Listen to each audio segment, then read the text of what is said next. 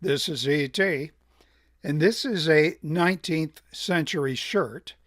Now, when ground up and then supplemented with other materials in a mill, it produced by the 1830s an inexpensive paper.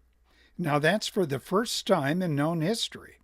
It's all thanks to men such as Joshua Gilpin, about whom American school children today know, well, nothing. An immediate result of the new inexpensive paper was the introduction of cheap, and I mean that in both understandings of that word, cheap newspapers. The result was the introduction of hyped or overtly faked news. And the first of many 100% fabricated news stories was the infamous moon hoax. Now, this was published in several consecutive editions during the last week of August of 1835 by the New York Sun. That is the first mass circulation newspaper. The paper sold for a penny, thus making it affordable to most city residents, and it democratized the news. News that appeals to, well, the more prurient and sensational. This is Benjamin Day, founder, publisher of the New York Sun. He learned the printer's trade in an office in the Springfield, Massachusetts Republican. In 1833, during a financial dip, he began to publish his own newspaper, the New York Sun. The first edition was 4 small pages. In 1835, he could claim a circulation of nearly 20,000, and that is the largest in the world. This is the beginning of the age of mass communication. Now, Ben Day, during a week in late August of 1835, printed out that series of articles, allegedly reprinted from a Scottish scientific journal, describing a telescope and a discovery with it of life on the moon. It had detailed reports of spherical amphibians. There were blue goats with one horn, 2-legged beavers, and short, hairy men with bat wings. This is all the handiwork of a Sun reporter named Richard Adams Locke. Locke is a lineal descendant of John Locke. Locke was, along with Montesquieu, the political philosopher who most influenced the authors of the United States Constitution. The moon stories increased Day's circulation to that 20,000 mark. Now, Day, when it became obvious that these stories were untrue, urged, as he put it, every reader to examine it and enjoy his own opinion. He understood that he could sell a moon hoax one day and maybe retract it the next. Well, here are some details regarding that moon hoax story. The Sun's headline read thus: Great astronomical discoveries lately made by Sir John Herschel. The text of the story ran this way: Sir John Herschel, who was actually a world-famous astronomer, and at the time he's in South America, very far away from New York, that John Herschel established, said the story, he established a new theory of cometary phenomena, whatever that means. He went on to say he discovered planets in other solar systems, and that he solved or corrected nearly every leading problem of mathematical astronomy. And he did it by means of a telescope of vast dimension based on an entirely new principle. Then the Sun went on to report that Herschel found life on the moon. This includes forests, lakes, pyramids made of quartz, bison, unicorns, primitive tribes of fire-wielding biped beavers, and proto-humans, reported as Vespertilio Homo, or man-bat. Well, here are the facts. Herschel in South America never observed life on the moon. He never accomplished any of those astronomical breakthroughs reported in the article. He did not find out until months later about his name being used. The hoax story sold thousands of copies before the public realized that it was a hoax, and many found it, at least for a short time, to be plausible. Yale College had many believers, including the literati, the students and professors both, some with doctor's degrees in divinity and law. But the fact that a newspaper openly lied did not matter when people found out. The Sun's circulation continued to grow, as it did for many of the new penny dailies popping up here and there around the world. What mattered to the public was this: people were entertained, especially those people who wanted to believe something incredible, much as you and I today believe either this, or some variant in between is telling us a good story. So was the moon story actually ground zero for fake news? Well, it was, in the sense that nothing in the story was true. The renowned astronomer Sir John Herschel never made the claims attributed to him by the sun. There's no evidence of any life in any form on the moon. And virtually everything in the article, save the existence of Sir John, who was out of the country, was fabricated. But, and this is important, the moon story was so incredible that very few would have seen it as true had not Professor Herschel's name been attached.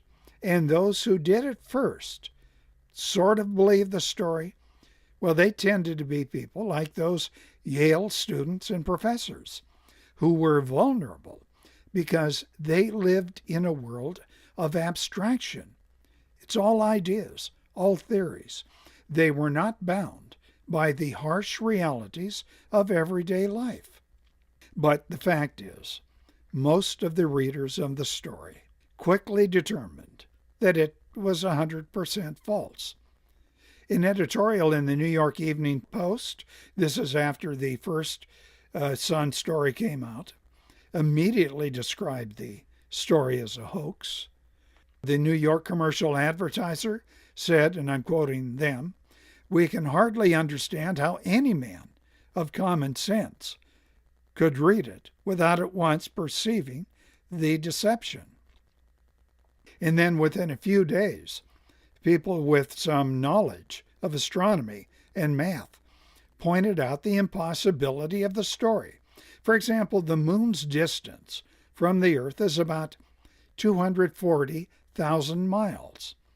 Well, Locke, in the article, gives the lens of the telescope a power of 42,000 times. So if you divide 240,000, the miles between the moon and Earth, if you divide that by 42,000, you come up with 5. And that 5 represents the number of miles that you would be seeing above the moon. And no animal, according to one source, and I'm quoting, could be seen so far, much less the minor points particularized in the story. Let me put this another way. The moon story was entertainment, which most everybody quickly figured out. It just happened to be placed on the front page of a newspaper, but it was accompanied by other legitimate news stories. Much in the same way as this publication can run this feature, but can also print this one, which turned out to be true. Well, this sensational story was unique as a fabricated news story that was consumed by a huge audience. It should not be assumed that so-called legitimate news stories from whatever source, whatever date, current or past. It should not be assumed that they represent objective truth, be they from early American pamphlets or today's TV chatting heads or a YouTube influencer, including me, or any of the much trusted old timers such as Walter Cronkite, Jack Anderson, who else? Walter Winchell, Henry Luce, who started Time magazine, Walter Lippmann. All of these and the rest had or have some axe to grind, some issue or candidate to promote or to attack. As early as the late 1700s, newspapers in the United States were financed and controlled by political factions that ground out their own fake stories. Example, the Gazette of the United States, which supported conservative causes. It was very pro-Alexander Hamilton. It began during the first year that George Washington was president. The purpose, it said on the masthead, was to endear the general government to the American people. And then there was its opposition, the National Gazette, very liberal in its day, radical according to some. Bias exists even in the selection of issues. Linguist Noam Chomsky wrote a while back, "The smart way to keep people passive and obedient is to strictly limit the spectrum of acceptable opinion, but allow a very lively debate within that spectrum." In other words, the stories that are chosen, it's already predetermined. E.T.'s point is this: the moon story was not the first fake news report for two reasons. Reason one, it was so obvious a joke that only the most gullible would give it credibility, at least after a bit of thought, excepting, of course, Yale's hysterical faculty and students. And reason number two, because there exists no real news, and never has been, against which the moon story could be judged. There's no real news that's free from distortion or bias, either in its presentation or omissions of facts, or its choice of what is or isn't deemed acceptable to cover. Well, that's it. Oh, wait a minute. Another point. The writer Edgar Allan Poe was hurt indirectly by this moon hoax. One of his stories got eclipsed by it. Nobody read Poe. They all were reading the New York Sun. But he got even by penning an even more incredible story, and he called it The Great Balloon Hoax. That's the word he used. Well, that story was really well put together, and it was read by a young writer-to-be named Jules Verne, who would go on to write From the Earth to the Moon, and later on Around the World in 80 days. So the moon hoax story gave birth, albeit indirectly, to a new literary genre, science fiction. Oh, second point, the New York Sun is famous for printing something else. It's a phrase that became famous. It was a 19th century meme, and it went like this: "Yes, Virginia, there is a Santa Claus." Words that, like the moon story, may prove to be a hoax, at least in the Christmas season of COVID 2021. That's all ET's got. Like and subscribe. Tap the bell icon to be notified of new uploads. Thank you.